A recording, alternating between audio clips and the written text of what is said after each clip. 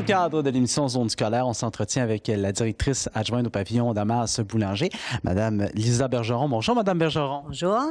Qu'est-ce que le pavillon Damas Boulanger? On parle de l'éducation des adultes, c'est bien ça? Oui, le pavillon Damas Boulanger, c'est un des 3 pavillons qui composent le Centre de formation générale des adultes. On a le pavillon de formation en employabilité où on travaille davantage avec les adultes qui sont en réinsertion ou en intégration socio-professionnelle. Il y a le pavillon Goyer où on retrouve les services de francisation, d'alphabétisation, de présecondaire à secondaire 5, clientèle qui est un petit peu plus âgée. Et ici, au pavillon Damas Boulanger, on offre les services du présecondaire à 5e secondaire, avec une clientèle plus jeune. La moyenne d'âge se situe entre 16 et 20 ans, mais à ce jour, je vous dirais que 44 de notre clientèle est d'âge mineur. Et de quelle façon ça fonctionne, les cours? C'est des cours magistraux? C'est comme les adultes? Chacun a son niveau et est rendu à un stade différent? C'est évident qu'on a conservé la formule de l'enseignement individualisé qui est caractéristique de la formation générale des adultes.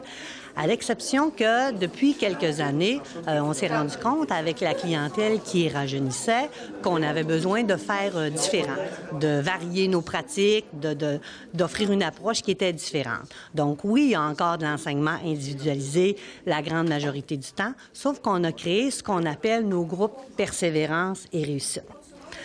Ces groupes-là, donc les élèves sont regroupés dans un même groupe et ils voient toujours les 2 mêmes enseignants, c'est-à-dire mathématiques et français.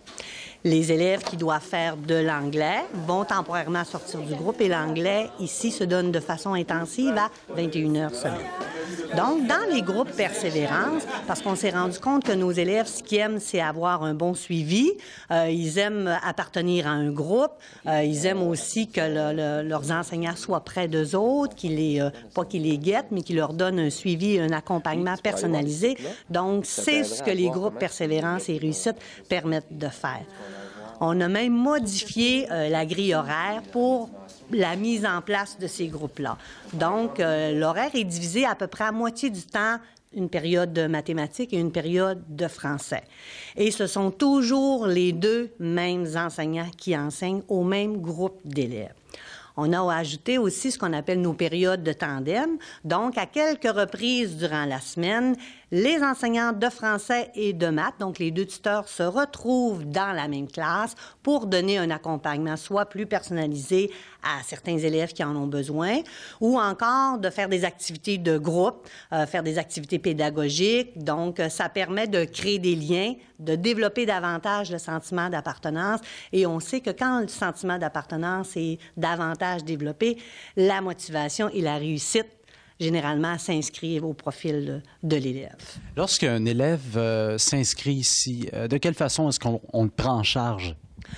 Bien, d'abord, juste avant son entrée, donc, il rencontre toujours le conseiller en formation scolaire qui établit avec notre futur élève ce qu'il veut faire plus tard. Donc, est-ce que cet élève-là veut se diriger vers un diplôme d'études professionnelles ou encore il veut obtenir les préalables pour se diriger vers le cégep.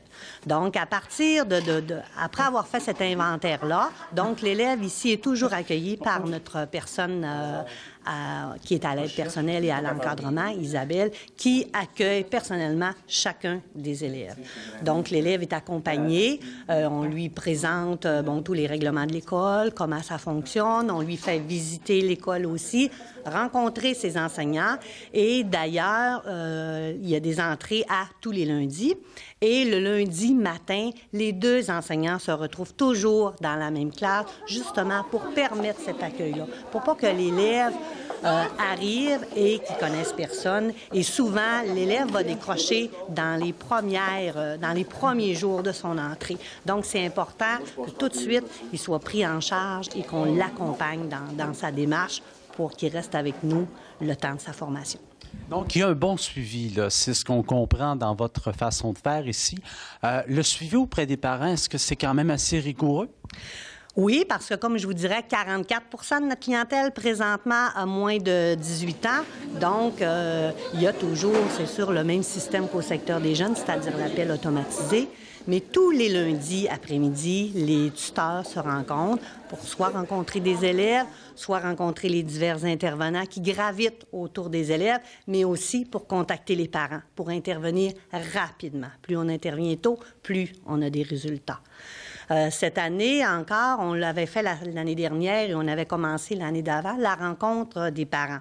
Donc, une fois durant l'année, à peu près au mois de novembre, on appelle d'abord systématiquement tous nos parents d'élèves mineurs et même certains élèves majeurs qui acceptent que leurs parents viennent et on dresse avec le parent le portrait des apprentissages du jeune. On rencontre chaque parent et les parents sont toujours surpris de voir à quel point nos élèves sont accompagnés et que nos enseignants connaissent très, très bien les élèves.